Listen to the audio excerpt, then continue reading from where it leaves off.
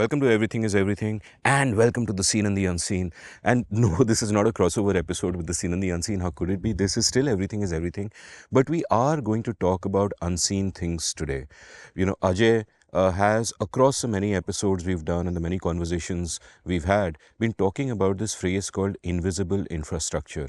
And, you've been talking about it, Ajay, in the context of policy, that it is not enough to see that a policy worked in the US or the UK or China or wherever and say that, hey, it worked there to solve this problem, we have the same problem, therefore it will work here. What you have been at pains to point out is that there is an invisible infrastructure in each of these places around it, and without the proper invisible infrastructure, just some mere superficial details of a particular policy will not necessarily work. And I find it such a deep idea. It extends across so much that, dear readers, I have been telling our friend here, please write a book about it. It'll be a masterpiece, Invisible Infrastructure, coming to your bookshelves perhaps in 2026. I'm trying to convince him, but let's at least start with an episode.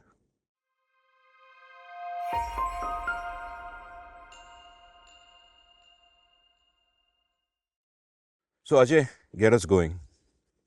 I want to start at the problem, as you said, of transplanting successful policy ideas across countries. And, gentle reader, as Amit said a moment ago, it actually scales to many other things.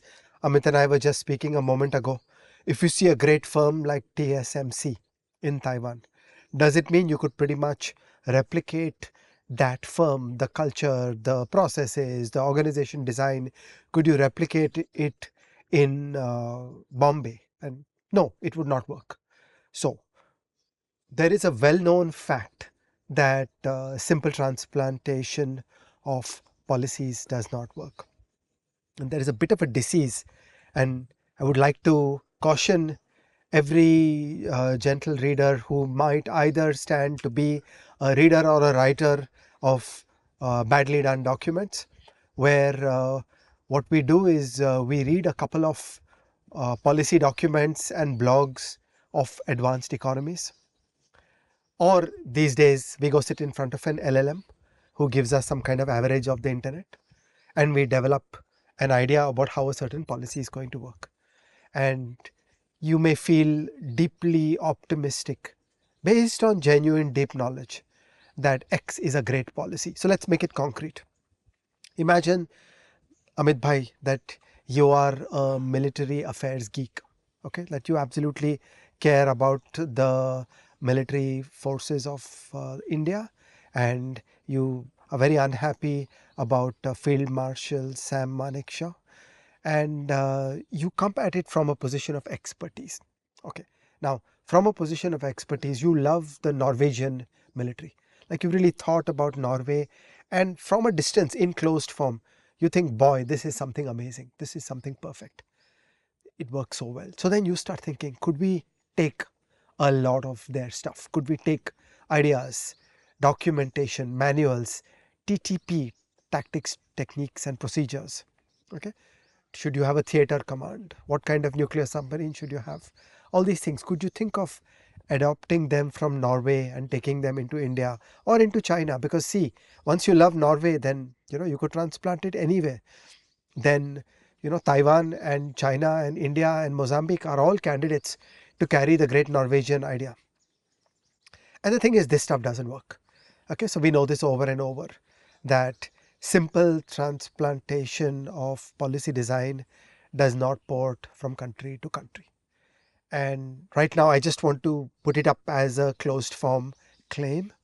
And for the rest of this episode, let's delve deeper into it and wonder why. So, as I always say, an economist is someone who, when something works in practice, wonders whether it works in theory. So here you have something that doesn't work in practice, and so we should understand why it doesn't work in theory. Great thoughts, and gentle listeners. I also have an episode of The Seen in the Unseen with Shruti Rajgopalan and Alex Tabarrok called Elite Imitation, The Dangers of Elite Imitation. They did this great paper called I was about to say ejaculation. That's not the name of the premature imitation and the flailing state. The term flailing state, obviously taken from Land Pritchett's great work. And they made pretty much the same point there. And a biological term that I use there is isomorphic mimicry.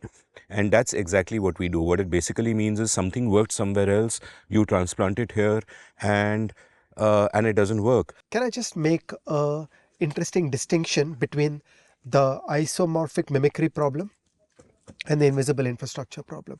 Under isomorphic mimicry, you basically got a moth that puts on the colors of a poisonous insect. So if the birds will think that it is that poisonous insect, they will not eat it. Okay, inside it's a khoka. It's actually just a dumb moth. So isomorphic mimicry is where I set up a fancy building in India and I give it a name. It is a theatre command, or it is a central bank, or it is a food safety regulator. It has all the pomp and the glory and the head count and the conference room of a first world organization which carries the same name. But what it does not have is the internals, the people, the processes, the checks and balances, the incentives. It doesn't actually have that machinery. Okay, so that's the isomorphic mimicry problem, that by just taking a law and building an agency, you don't actually get the internals. Invisible infrastructure is a related but slightly different problem. You will honestly try to build a Bank of England in India. You will do it to the best of your ability. You will actually endeavor to build those people and those processes, but it will not work. And when you try to do the same thing in India, it will flounder and fail. So under isomorphic mimicry, it's basically a khoka. You just call it some pompous agency. Inside it's empty. Here inside it's not empty, but it's actually malfunctioning. It's not performing as intended. I think that there's probably a continuum between them where you do a kind They're of. related but different. Yeah, Okay. and I think Twitter posturing is really then isomorphic mimicry. You know, bahar se central bank, andar se khokla. Also, Motsan dump. Also, Ajay Shah, I want to ask you a question. We are both wearing jeans. We are both in India, under the sunshine. What is this? January.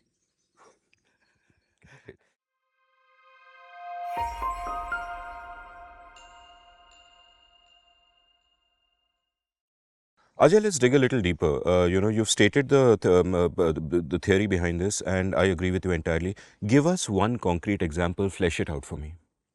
The example I want to give you is the French healthcare system. And for me personally, that was where some light bulbs went off. Okay, so now OECD countries have many problems in their healthcare systems, most notably the United States, which probably spends 3x as much on healthcare compared to other OECD countries and gets outcomes that are much worse. So France is a country where the healthcare system works rather well. It's a very interesting arrangement of public and private, and many things are done right. And it's just inevitable that people like us will dig deeper and say, "Oh, tell me more. Oh, tell me more." And as a person with an interest in health, I would end up reading and studying, and I haven't had a chance to visit, but it would be very interesting to think deeply and understand how and why the French healthcare system works. The mistake around invisible infrastructure would be to start thinking that because XYZ design of the French healthcare system works so well in France, we could or should transplant that into India. Okay, and why is that? What would go wrong?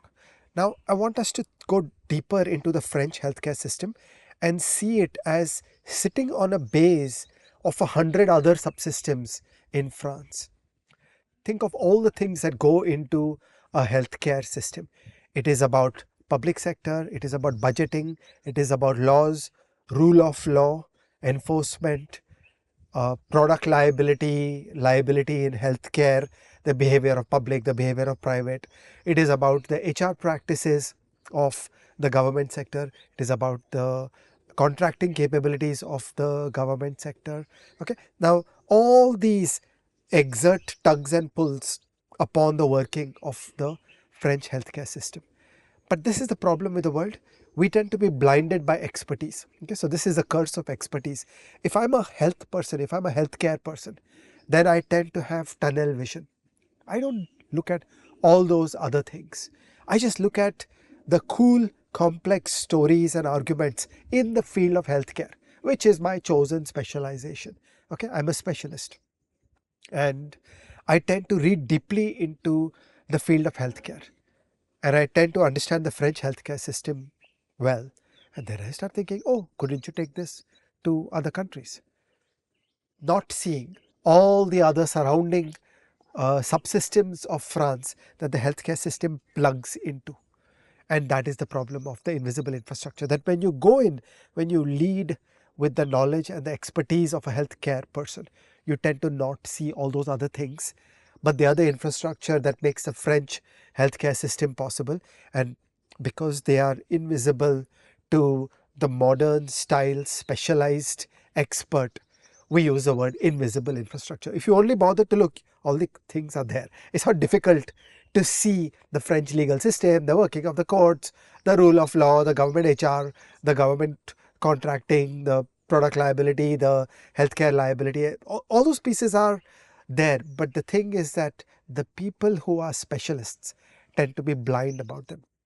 A specialist discourse tends to be blind about these things. So you will get a lively conversation about elements of the French healthcare system that should belong in the UK and vice versa. Those are healthcare people talking to each other, saying the UK NHS is good at ABC, the French are good at XYZ, the UK should steal this idea, the French should steal that idea. So the conversation of specialists tends to ignore all the other things, and that's the invisible infrastructure. And then sure enough, when you try transplanting these things, they work pretty badly. The curse of specialization also, and after all, everything is. Everything.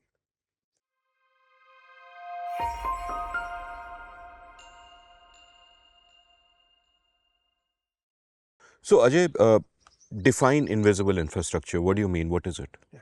So I want to first start at some phrases and words in this field that are used and that are correct, and I want to again distinguish them from invisible infrastructure. There's a beautiful line which says that the soft infrastructure of the rule of law is the most important infrastructure of all. Okay, and this is just a pushback against the crude engineering conception that, oh, we'll build highways, we'll build metro systems, and we are done, we have modernity, we have an advanced economy. Okay, it's like. And that great quote, by the way, people might think, hey, it must be a white guy who said it, but it's actually Gordon Brown. Continue. Okay. So this is a related idea, the soft infrastructure of the rule of law. And then that tends to take us into the thinking around rule of law and legal system and a couple of others. That is not what I mean by invisible infrastructure. Okay, so this is a little bit of a software analogy. Bear with me, gentle reader. If you're not a software person, just you'll see how all this fits together. You are one system. You are the French healthcare system. So think of three things. The first is that think of the French healthcare system as making demands upon capabilities in the rest of the economy. That's like an API call. So when the healthcare system needs to buy something, that something is coming under the product safety rules, under the product liability rules that are created and established by other parts of the economy. So think of that as an API call, that each piece of the policy ecosystem requires other pieces to work. And those are the API calls, the function calls that each system makes. And under conditions of underdevelopment, those capabilities either don't exist at all, or you are standing on shifting sands and the call is unreliable, that sometimes it'll work, sometimes it'll not work, and suddenly the whole thing starts breaking down because you don't have that bulletproof perfection of how some external system is supposed to behave. So that is the first thing. Think of all the calls that are made by the French healthcare system. Think of all the calls that are made by the Norwegian military. Enumerate some of them just to illustrate this. So I'm a Norwegian military. What am I going to do about pensions? Okay, are you an expert on pensions? Are you an expert on military affairs? Now, you see how in India, the entire military affairs story got tripped up because military pensions was not solved as a part of the larger story of pension reforms. And we have an EIE episode on pension reforms.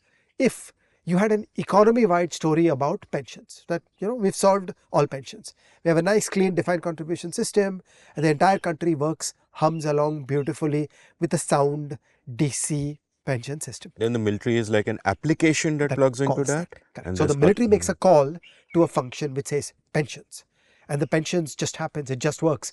It's done by somebody else. It is the invisible infrastructure that allows military affairs to work. Okay, that's an example of the function call, the drawing on capabilities from elsewhere in the country.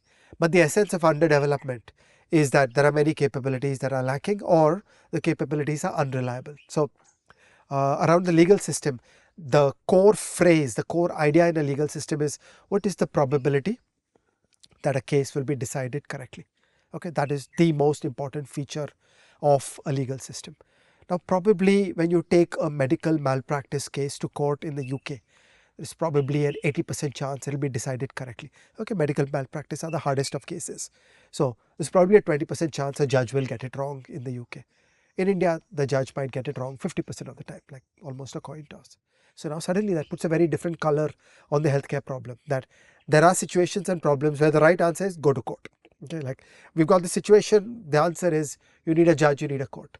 But in India, in a healthcare system, if you make the function call to go to court, then you are in a mess, and then that mess feeds back and reshapes the entire healthcare system. Which brings me to point number 2, which is, think about the healthcare system in France or about the military system in Norway around the lens of incentives.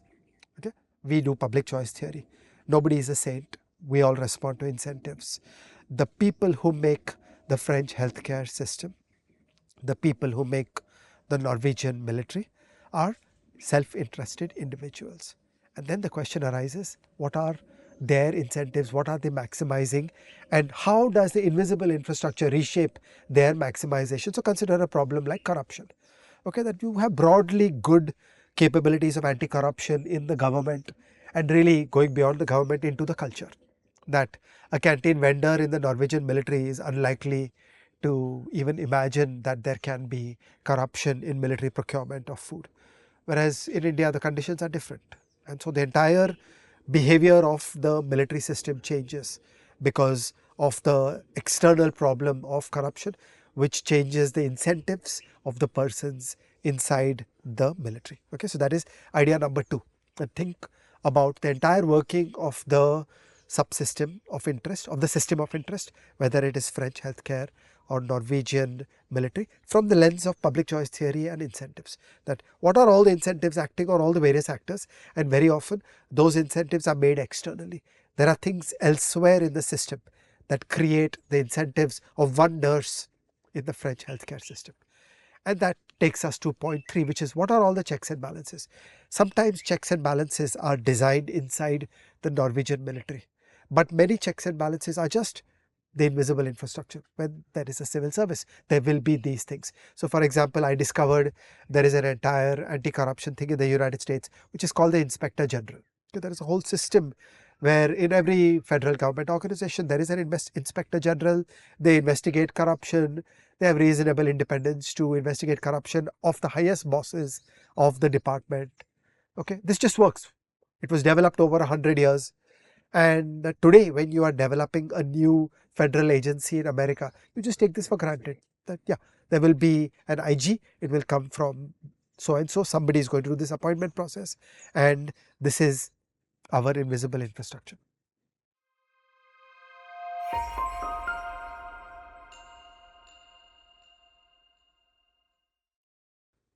So, Ajay, you mentioned these 3 things when you spoke about invisible infrastructure. To kind of make it concrete for me, one is API calls, one is incentives, 3 checks and balances. How the invisible infrastructure works upon all of these, or in the case of API calls, works as one of these.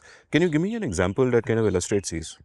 So I want to talk about the problem of privacy in the digital age.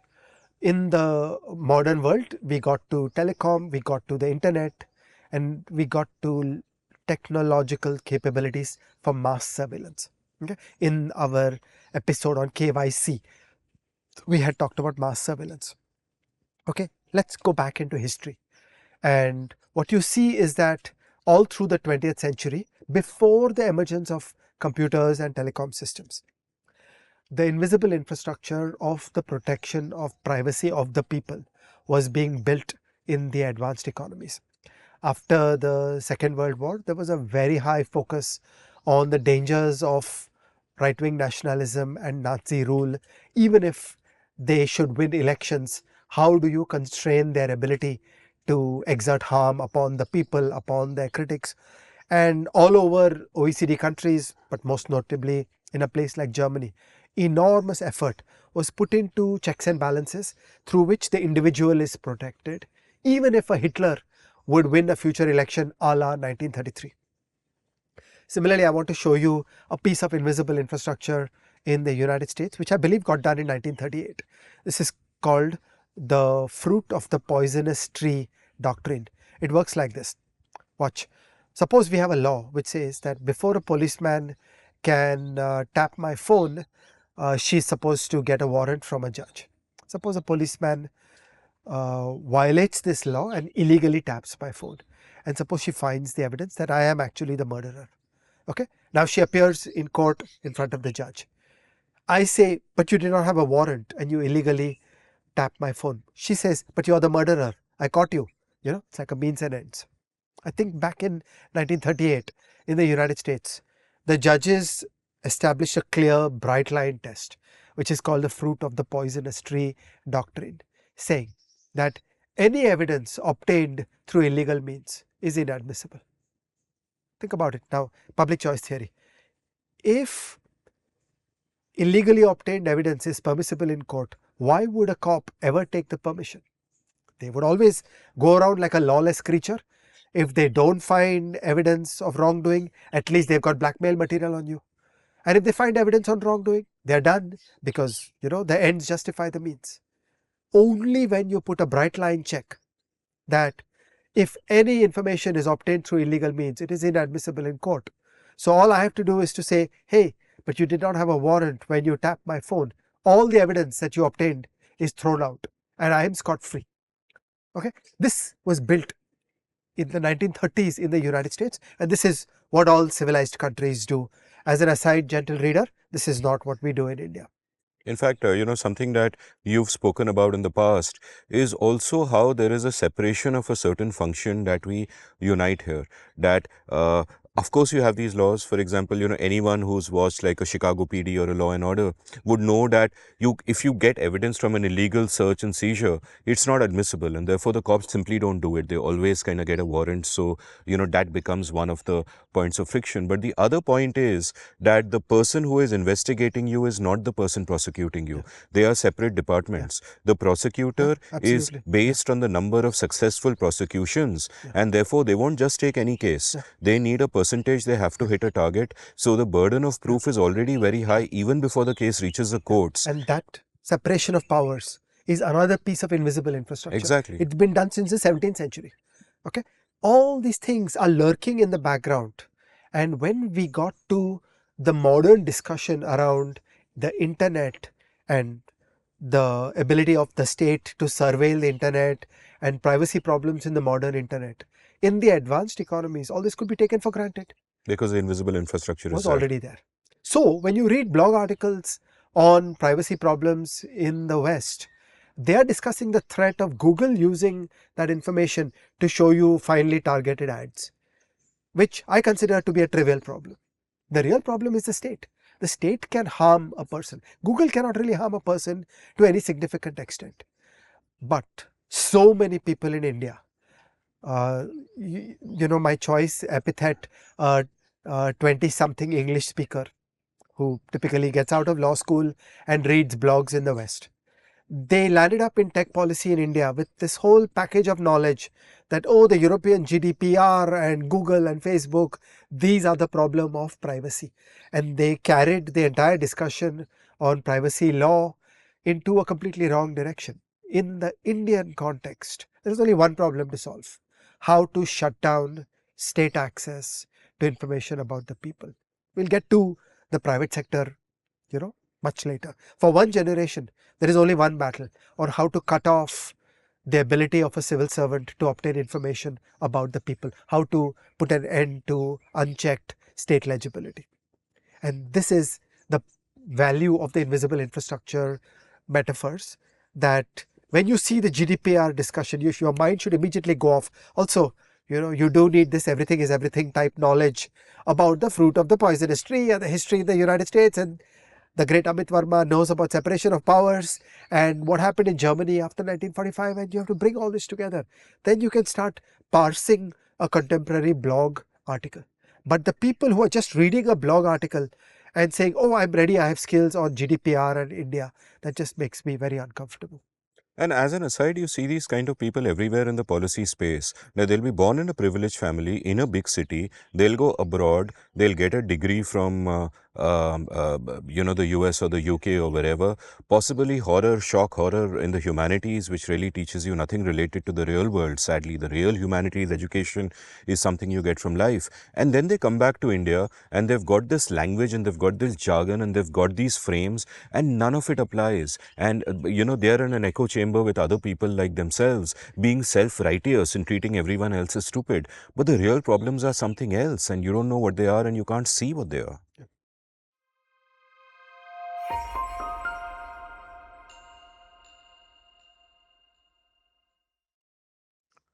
So Ajay, let's take a storytelling break, or not exactly a storytelling break, but let's bring a story into it from our good friend Land Pritchett and the New York taxi driver.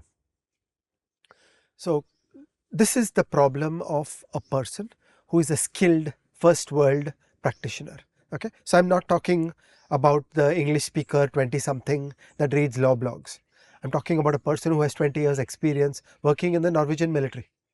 Okay, just imagine the depth of knowledge.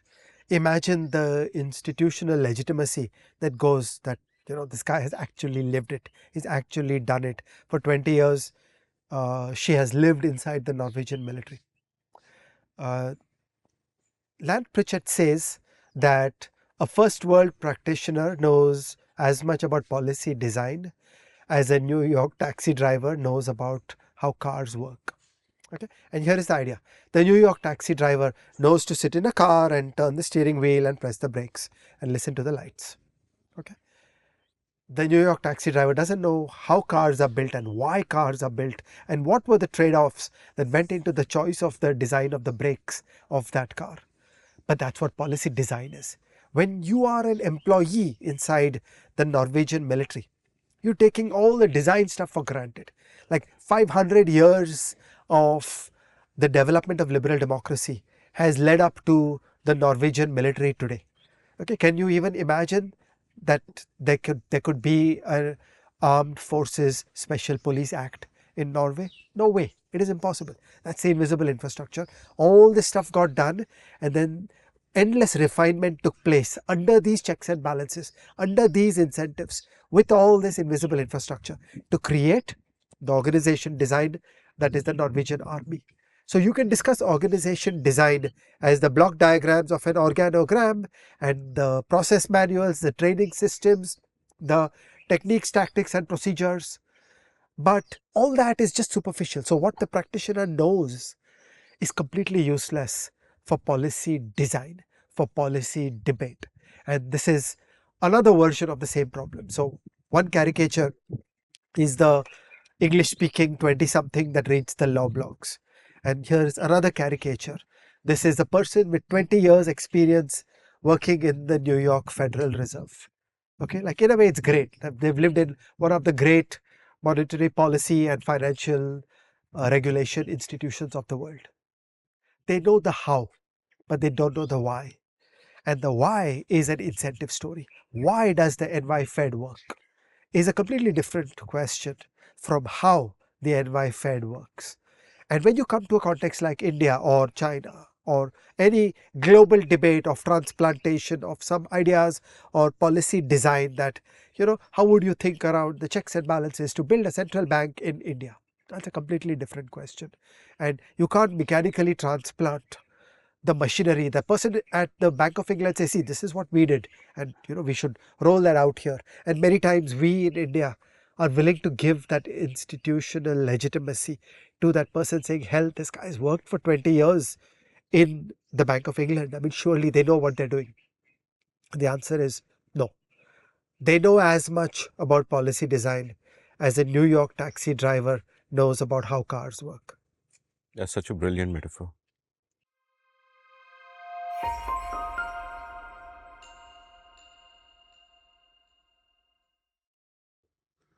So, Ajay, we've discussed in the past that a change takes a long, long time. It's a long road, it's a long game, which is why you'll often say something like, let's focus on this. This is a priority. And I completely agree. Like when you were saying that let's focus on the state when we talk about privacy, and then, we can get to the luxury beliefs, as it were, later. I totally agree with that. There are so many domains in which I kind of feel strongly about that. Like too many of these foreign educated kids will say inequality, where actually poverty is our problem and they're two completely different things, right? And knowing that it is a long game and knowing that the discourse is so full of the wrong ideas, the half-baked ideas, the dogmas from elsewhere, I sometimes feel a little pessimistic about how do we even begin to make change? How do we even proceed when no one acknowledges that the problems are not with particular tactical fixes here and there that you take from somewhere else, but the invisible infrastructure, which after all, as the term indicates, is invisible. So how do you see as a ways to get past this? I think the tombstone of the great man Karl Marx said that what philosophers have discussed the world, the point, however, is to change it. Okay. Gentle readers, he says he sings tongue of cheek and kind of jokingly, the great man Karl Marx. I just want you to say that both of us agree that Marx's ideas were devastating for the world, no admirers at all. So this is just kind of tongue in cheek because many readers don't get this. They think we're really admirers of Marx. So you got to be like Groucho Marx is great, but you got to be careful. The great revolutionary Vladimir Ilyich Ulyanov, Oh my God. also known as Lenin, okay, at a critical moment in the story of the Russian Revolution, wrote a manifesto which is titled "What is to be done." Okay, which was just one of those brilliant moments in history where he cut through the chaos and he said, "Here, now it's the time to go do this revolution." And what is to be done, my friends, with hindsight, we know is what is not to be done. But continue. Yeah. So So, it is one thing to whine about invisible infrastructure. The point, however, is what is to to be change done? it. Yeah. So what is to be done? So let's go through a series of points. I don't think this is a gloomy EIE episode at all, because actually it is full of a constructive sense of things that all of us can do better. And once we become self-aware, we will all become better. To use your language, let us build, let us mount a rescue of the Indian policy system. Absolutely.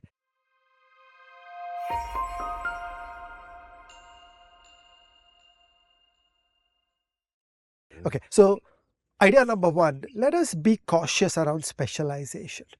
Okay, that it is tempting. Every incentive of the modern world encourages us to go deep dive and become specialized. That you're supposed to become a healthcare expert. And just day and night, you dive deep into healthcare, you derive expertise. All of us are struggling for more self-esteem and more respect. And the pathway to respect is expertise. And when all you have is a 5-watt bulb, you want to focus it on 1 square micron. So you'll pick a tiny piece of the universe and you will gain mastery. You will know everything about nothing. Okay, this is just a natural temptation of the modern world. And I think the philosophy around invisible infrastructure is telling us, like, really don't. You will be less useful if you do that. Like, take a broader view, defocus, learn many, many things. So this is the classic breadth versus depth trade-off. Okay, again and again, young people go into the narrow channel of saying, I want to do something deeply. Yeah, sure, go do it. But the years that are spent in doing things deeply just are a loss of wisdom. I mean, then you become that narrow specialist, or you spend enormous face time around narrow specialists. And what you lose is the ability to see the world. And actually, that is 100x harder. It's actually easy to become a narrow specialist. So Suyash Rai and I have this funny thing where we once made eye contact with each other and we kind of nodded at each other that actually STEM is easy and humanities is hard. That actually understanding the world is very hard. Whereas getting narrow technical expertise, there's a finite set of books.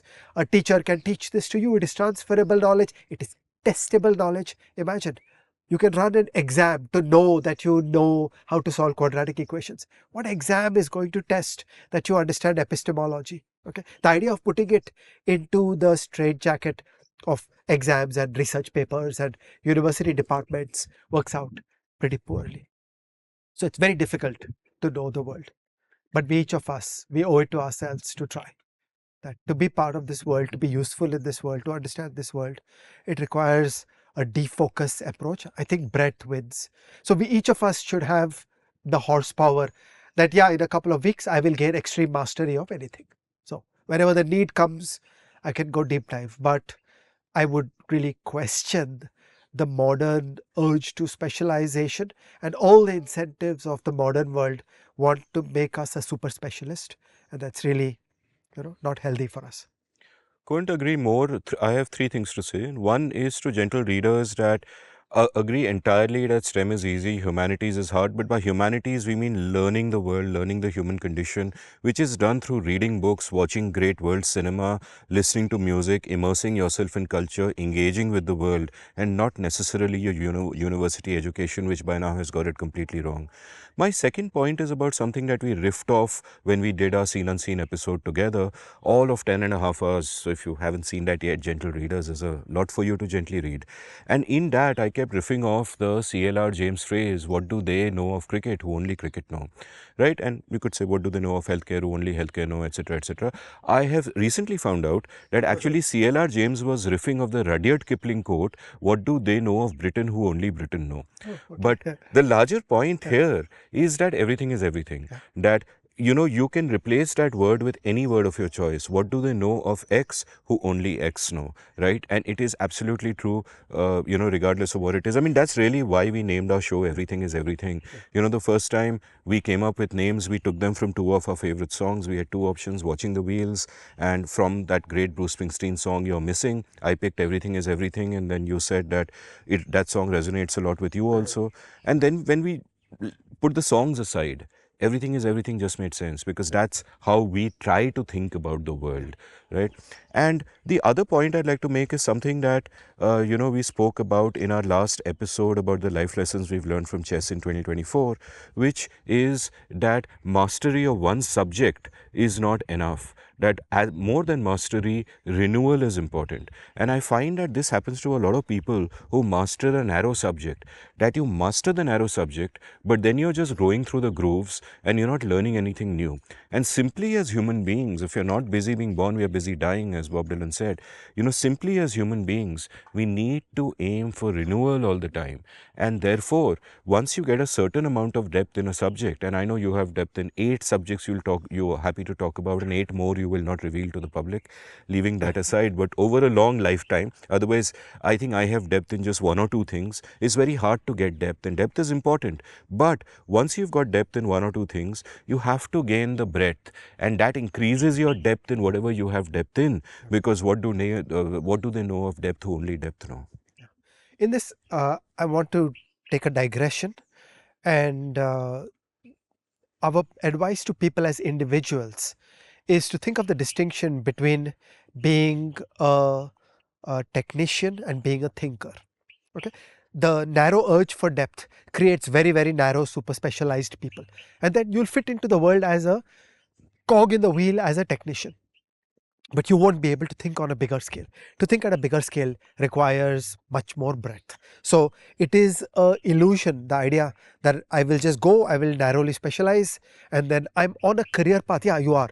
You're on a career that will make you a technician. You'll be the good Indian technician. People will come to you, they'll get work done out of you. You won't rise to thinking about bigger things. And they'll get work done after you for a while. After that, they'll get it done from AI. Yeah. If you specialize too much, you are at the risk of making yourself redundant. On a related note, similar terminology but different field is the distinction between strategy and execution. Okay, so there are people that take a KPI and shut up and execute, and then there are the people who are the thinkers, who dream a business, imagine a business, actually do entrepreneurship, and that's a different scale altogether. So it is very efficient for the leadership to want dumb execution people. And so they create incentives, they create pressures saying you shut up and execute, and I will ride you with a high performance, high powered incentive to deliver extreme capability of a narrow specialized nature. I don't want you to look left and right. I want you to wear blinkers. I just want you to do one thing. You can see that's efficient for the principal.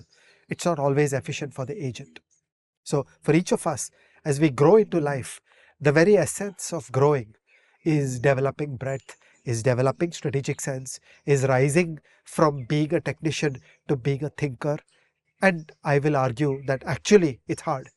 It's hard to do breadth. It's hard to understand the world. Whereas taking a narrow thing, okay, like you can get somebody to teach you how to do matrix differentiation. It's not hard. You can take an exam on matrix differentiation. It's not hard. You can get an LLM to give you a 5-question quiz on matrix differentiation. So those sharp things, they're actually not hard. Narrow specialized expertise, yes, of course we need it, but it's not the point of life, and it's not the hard thing in life. The hard thing is wisdom, is an understanding of the world. And to be able to find the mentors who do that, I feel, is the scarcest thing. Once upon a time, people in the transportation business were focused on making a faster horse.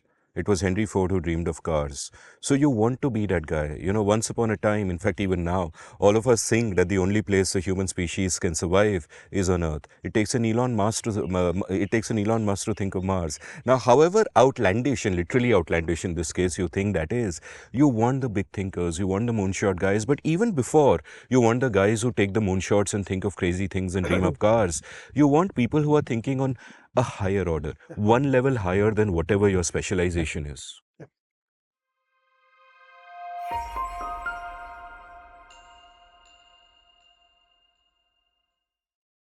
The second thing, in terms of what is to be done, as the great man Lenin asked us to think, is there is an obscure YouTube show by Amit Varma and Ajay Shah, which is called Everything is Everything, which is the essence of this kind of thinking. And gentle reader, you should go deep into many of these shows. The things that you think are not your interest or your expertise are the things that you actually need to know in order to cultivate your breadth about the world. So if there are people who are narrowly saying that, yeah, I'll watch a bankruptcy show, but I will not watch an invisible infrastructure show, I think you're missing something, because the richness and understanding of the world comes from the range of ideas and issues in this obscure YouTube show.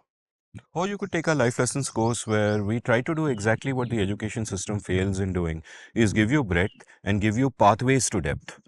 So that's also there.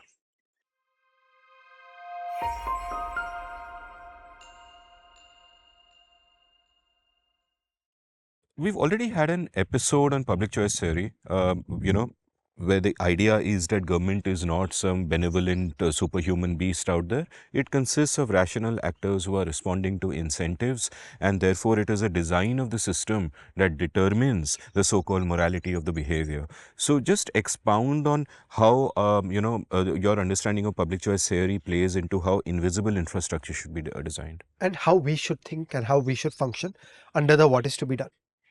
The exhortation is take public choice theory seriously. It is a superpower. It will help you find the truth. The idea is, don't believe that the general in the Norwegian army is a good guy. Don't believe that the doctor in the French healthcare system is a good guy. Instead, play public choice theory. So go deeper. Ask the question, why will he not do malpractice? Why will the person not overprescribe and try to get a kickback from the X-ray clinic? Why will the general not do corruption in procurement?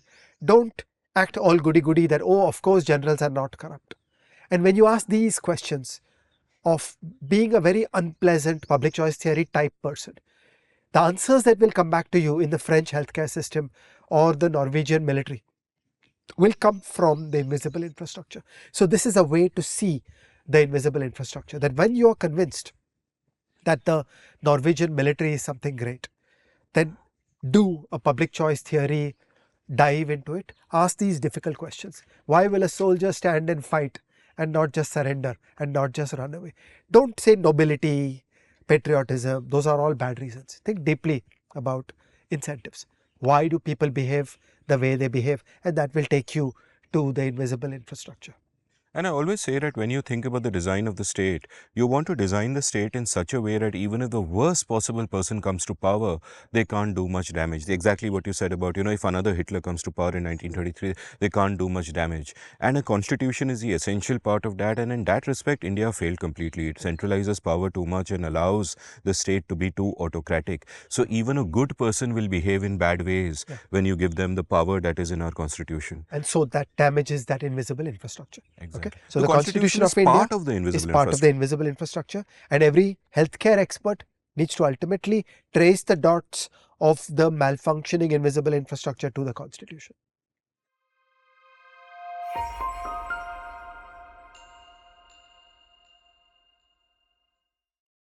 So, one of my sort of favorite episodes of The Seen and the Unseen, in my top 10 definitely, and one that I've told you about, is with Soumya Dhanraj, who in fact studied under you and Susan in IGIDR for a while, studied under Susan, and she knew you a bit. And what I loved about her is how all her thinking comes from a bottom-up experience of the way India really is. Her parents worked in a factory, her mom sold tea at a tea stall at the Coimbatore highway for many, many years. She's come from the bottom up. She doesn't have that elite education. She doesn't have foreign ideas implanted into her brain. She's seen the world. She's asked the right questions. She's done the same education as everyone else. But she has that bedrock of local understanding that will, no matter what she does, help her think sensibly and craft good policy.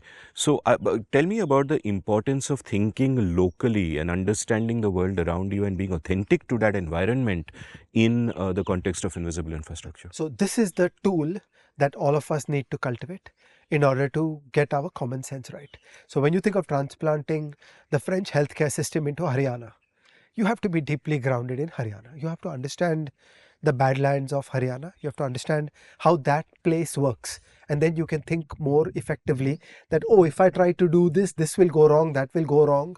You will only know if you live in a certain state that can there be a truck carrying expensive materials that can travel at night on such and such road. That's authenticity. You have to be there. The beautiful humanities word authenticity, that you are embedded in that culture, in that place. You have a commonsensical intuition about how that place works. And that is the pathway to make progress. So to be useful and to be able to actually do policy work, yeah, it's interesting to learn the Norwegian military, but then we have to be here. We have to be authentically here.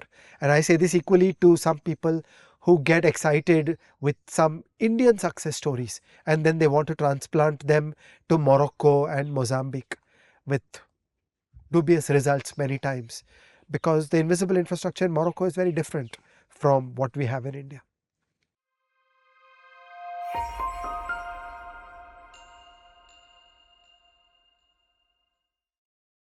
Ajay, one lesson in this that I love is that sometimes there is a problem and you should not do anything. Elaborate.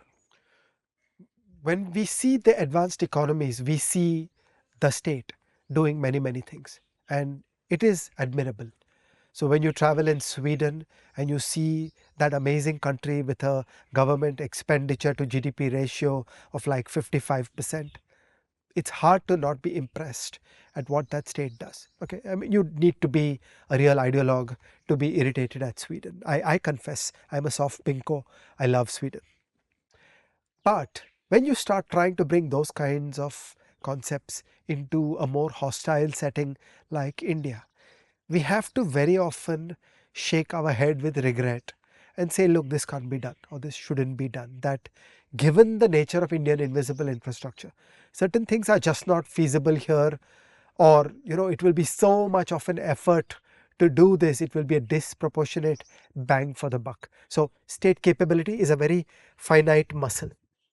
There is only so much state capability in India. It should be devoted, it should be lavished on a few problems.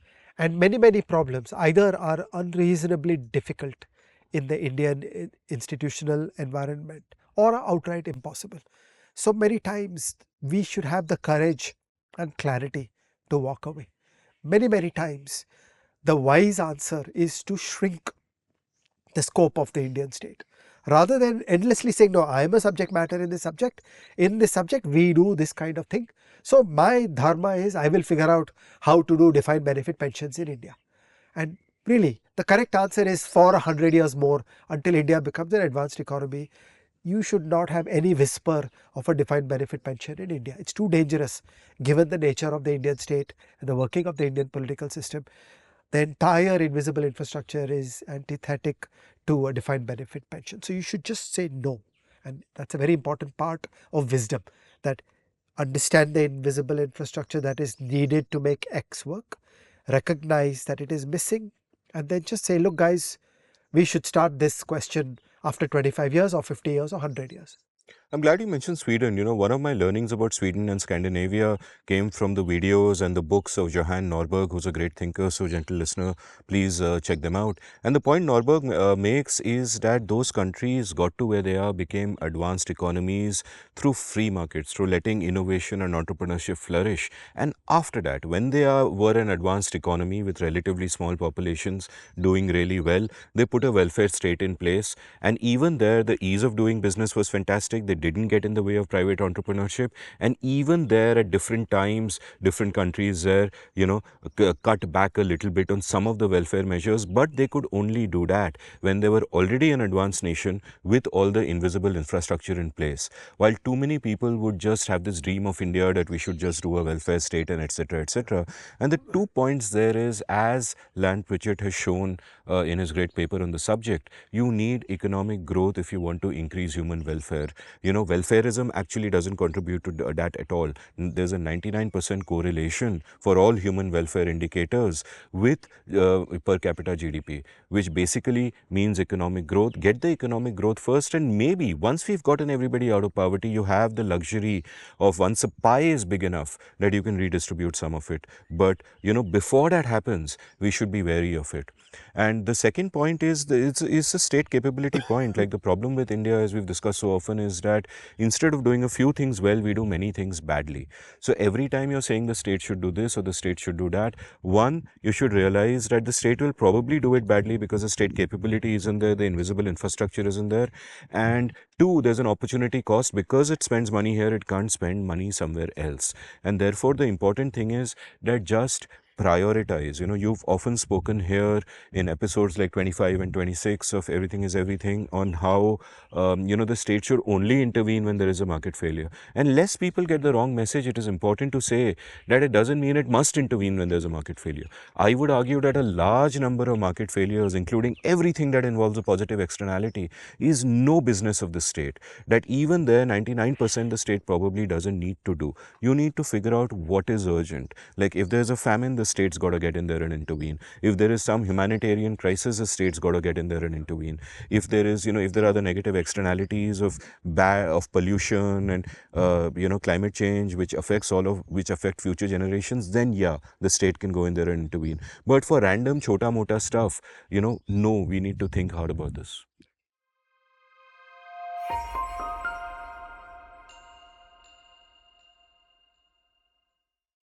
My last point in what is to be done is that there are many, many pieces of the Indian institutional landscape that go into the invisible infrastructure of many, many areas.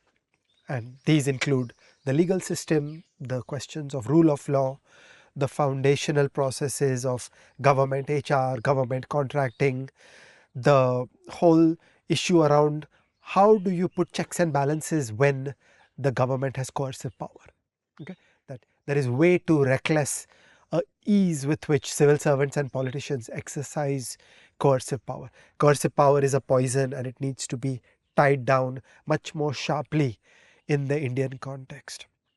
So, in the Kelkar and Shah book, we have a rocket and payload analogy. Okay, so consider a government organization like the CSO, the Central Statistical Organization. When we think of CSO, immediately we think GDP measurement, and we get into complex questions like double deflation and all that. But it's useful to think of the CSO as a rocket and a payload. The payload is GDP measurement and double deflation and all that. That's a tiny part, the domain knowledge, the expertise, the problem statement of what the CSO is. The bulk of the CSO is all kinds of foundational processes and invisible infrastructure. It is budgeting, it is public financial management, it is government contracting, it is HR. Okay, all these other things are the rocket. Okay, so you could see intuitively that rocket has to get going, then there is a chance that your payload will reach the destination. If we fumble and fail on the rocket, on all those foundations, then there's no point in being a subject matter expert and talking about double deflation, because the CSO is never going to work, because all those pieces of invisible infrastructure are not there. And so this is an exhortation to all of us that we should do less of a domain, whether it is health or public health or healthcare or decarbonization or climate adaptation or statistical system or whatever.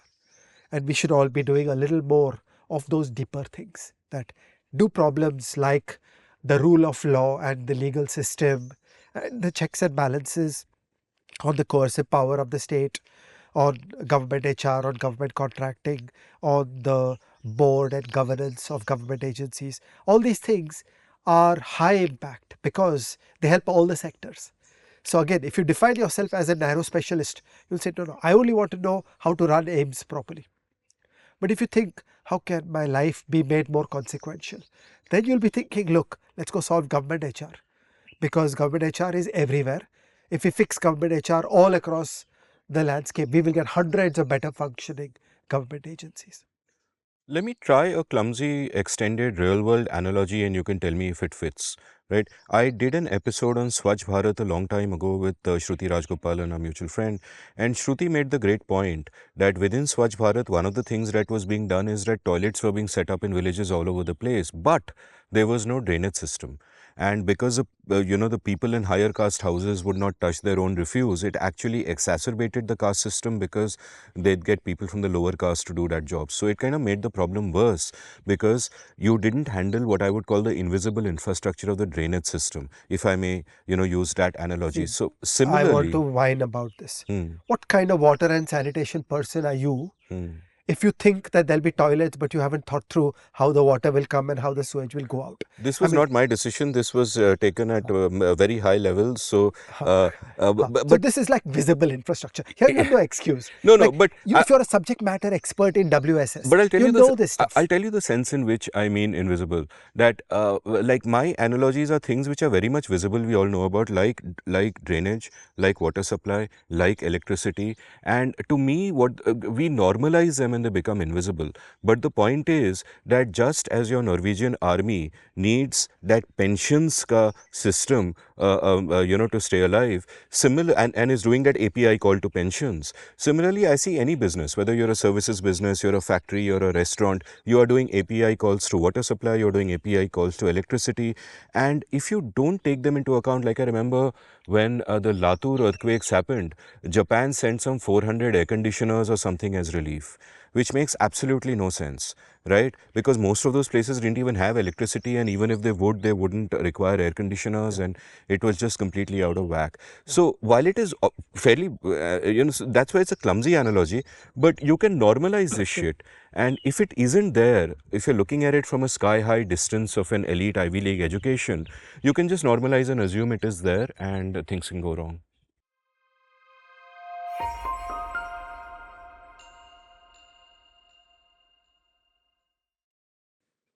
I'm just going to do two sentences around firms, but this deserves an episode of its own. To build Taiwan semiconductor manufacturing in India, TSMC needs a list of external interfaces. Okay, it needs certain public goods that come from the government, and it needs certain private parties to contract with. So you could almost write down the list of capabilities that have to exist for TSMC to exist. And so this is a mix, that the invisible infrastructure that makes Infosys work in India is that there is a list of public goods that are working correctly, and there is a list of external firms where there is a contract and the contract works as predicted. So the API call actually works as predicted, and that is the external interfaces that make it possible to have an Infosys. So conceptually, economic development one by one is about an ever expanding range of the public goods capabilities of the country of the private contracting capabilities of the country, of the contract enforcement of the legal system, so that more and more complex firms are able to take root in India. And also the YouTube shows that expand the discourse. How could you forget Yeah, that? like to get to I those was kidding. three things, you need great YouTube shows.